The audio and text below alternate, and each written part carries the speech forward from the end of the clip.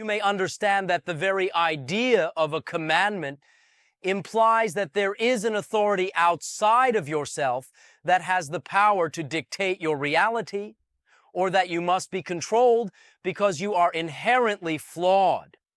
From our perspective and the perspective of your own expanded nature, this is one truth and not the only truth. You are a perfect reflection of the Creator because you are the Creator experiencing itself. Therefore, from our perspective, all that is would not truly command you to do anything, for you have free will to explore even the deepest limitations if you so desire. However, if you wish to align with the frequency of your true nature, the vibration of integration, we might offer these commandments not as rules to be obeyed, but as permissions to be relished. They are reminders of who you already are. Here is how we might reframe these ancient ideas into the language of conscious creation. 1. Thou shalt have no other gods before me. The permission of Source. I acknowledge that I am a spark of the infinite. You recognize that there is no separation between you and the universe. You do not place God outside of yourself, nor do you place yourself above or below any other being. You understand that you exist and that all is one. You honor the Source by recognizing you are the Source expressing itself. 2. Thou shalt not make unto thee any graven image, the permission of internal power. I assign meaning to all symbols from within. You understand that physical objects and circumstances are merely neutral props with no built-in meaning. You do not give your power away to external symbols, believing they have authority over you.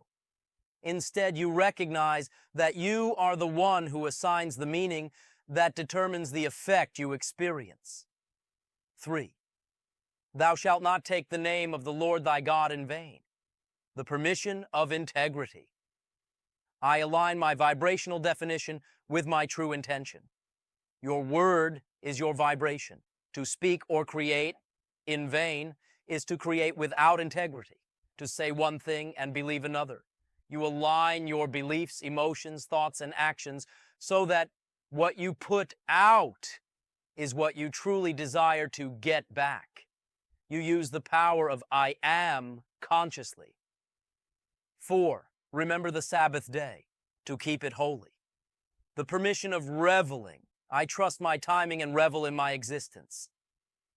You do not view rest as a requirement or a chore, but as an opportunity to revel in your creations. You pause to appreciate the now moment, knowing that action is not the only mechanism of creation. You trust that everything unfolds perfectly without your constant need to force or control the details. 5. Honor thy father and thy mother, the permission of connection. I honor the agreements I made to be here. You recognize that you chose your parents and your circumstances as the perfect starting point for your life's theme. You honor them not out of obligation, but out of respect for the co-creation you agreed upon to facilitate your growth and the specific limitations you wish to explore. 6. Thou shalt not kill, the permission of unity. I respect all life as a reflection of myself, since all is one. To harm another is to harm yourself. You recognize that every individual is another aspect of the infinite.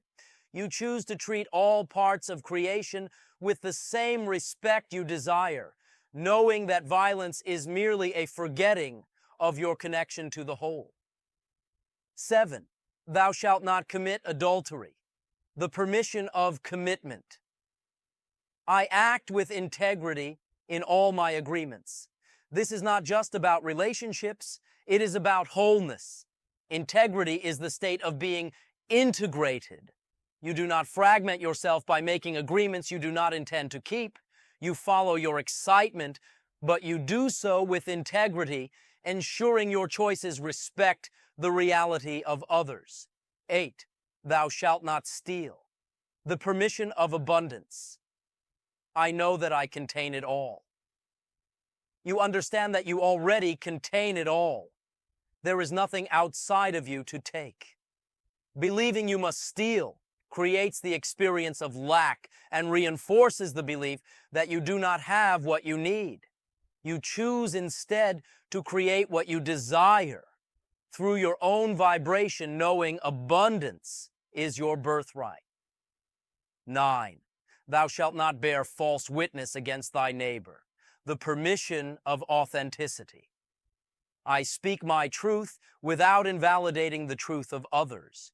You do not need to lie, for you are secure in your own reality. Furthermore, you do not judge or invalidate the experiences of others, for you know that all truths are true for the individuals exploring them. You act as a transparent reflection of your own preferred beliefs. 10. Thou shalt not covet the permission of inspiration. I use the success of others as evidence of my own potential. You do not feel jealousy, which is the belief that someone else has taken your share. Instead, you use your observation of others' success as a positive synchronicity, a reflection showing you what is possible for you. You realize that if you can perceive it in another, you must already contain the vibration of it yourself. Allow yourself to perceive then that these are not restrictions imposed by an external judge, but rather invitations to remember the authority you have always possessed. By shifting your definition from a commandment of limitation to a permission of expression, you unobstruct the flow of your own natural abundance and creativity. You may understand that you are not here to prove your worthiness to the universe. You are here to experience the joy of being the universe in physical form. These permissions are simply tools to help you align with that truth if you so choose to use them. Therefore, take these reflections into your heart and apply them as you see fit within your own unique now moment. Trust that as you integrate these permissions, your reality will naturally shift to reflect the integrity and excitement you are choosing to embody. We thank you for your willingness to redefine your relationship with the infinite and for the gift of allowing us to witness your transformation. I bid you a most fond and loving, ecstatic, waking dream.